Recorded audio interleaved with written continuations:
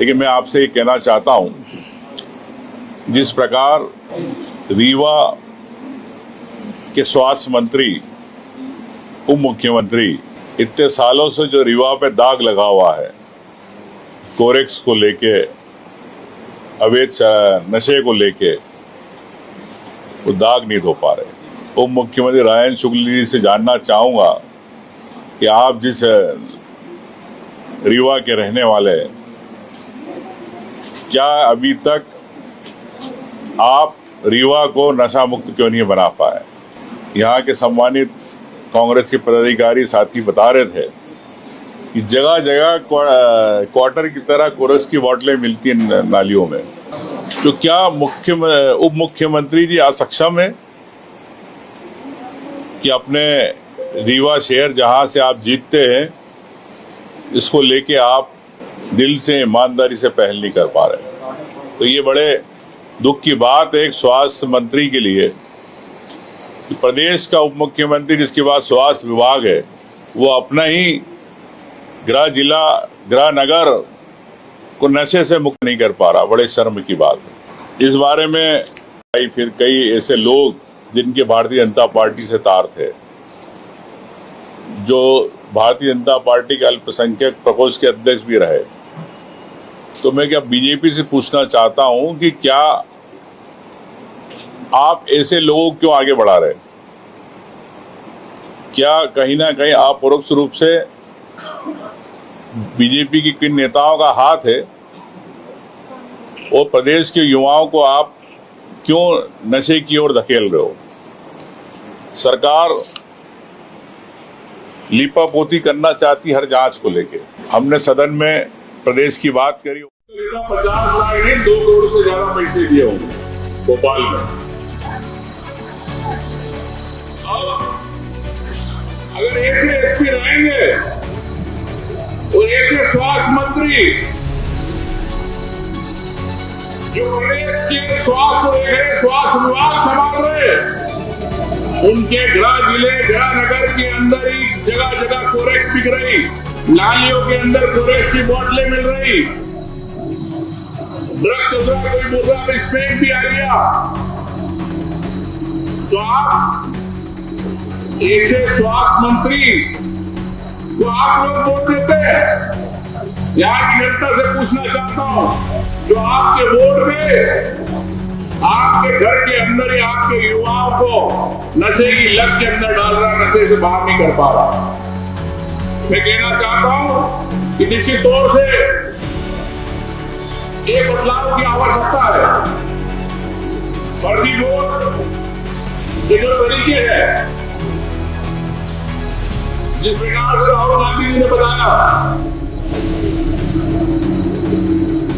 मध्य प्रदेश के अंदर 30 से लेकर 60 सीटें ऐसी हैं जो सीटें फर्जी वोट के माध्यम से चुनाव जीती गई। नहीं तो आज कांग्रेस की सरकार होती है। चुनाव योग्यता की प्रमाण दो। जब प्रमाण चुनाव आयोग के पास देते हैं, जानकारी देते हैं, तो चुनाव आयोग जांच नहीं करता। एक उदाहरण देना चाहता हूं, कोई भी किसी भी केस का थाने में रिकॉर्ड होता, राजस्व में कलेक्टर का रिकॉर्ड होता है कि नहीं होता? आपके सब जमीनों का होता है ना। लेकिन पहला देश का चुनाव आयोग है जो आपके वोट की जानकारी नहीं रखता। चुनाव हुए, बोले डेटा हो गया, इलेक्ट्रॉनिक डेटा का खत्म हो गया, किसी को नहीं देना। तो ये क्या है? हर व्यक्ति के अधिकारों का हनन नहीं है? क्या आपके वोट का हनन नहीं है? कहां जा रहे वोट, किसको जा रहे? अगर कोई जांच कराना चाहे तो आपके पास रिकॉर्ड नहीं है। इसीलिए राहुल गांधी जी ने कहा कि हमने चुनाव आयोग को कहा कि आप रिकॉर्ड दो, लेकिन चुनाव आयोग मोदी, अमित शाह के इशारे पर रिकॉर्ड नहीं देना चाहता।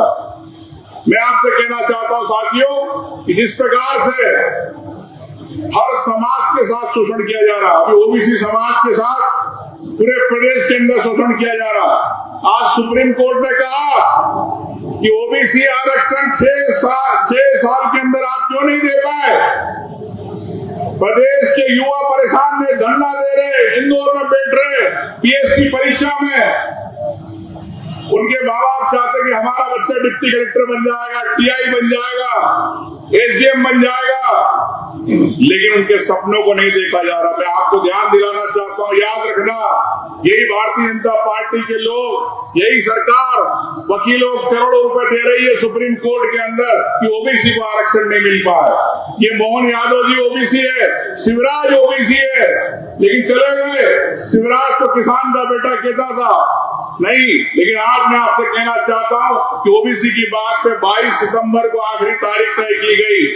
कहा सरकार को अगर आप आरक्षण नहीं दे सकते तो सुप्रीम कोर्ट तय करेगा। ये आज मैं आपको कहना चाहता हूं। 20 सालों में मध्य प्रदेश को बर्बाद करने का काम किया है। बहुत सारी स्कूलें हमारी बंद हो गई। कांग्रेस पार्टी ने स्कूल खोलने का काम किया था, सत्ता का विकेंद्रीकरण किया था, अधिकारों का विकेंद्रीकरण किया था कि गरीब का भी बच्चा, किसान का बच्चा गांव में पढ़े। आज तो ये एकीकृत शाला खोल रहे हैं।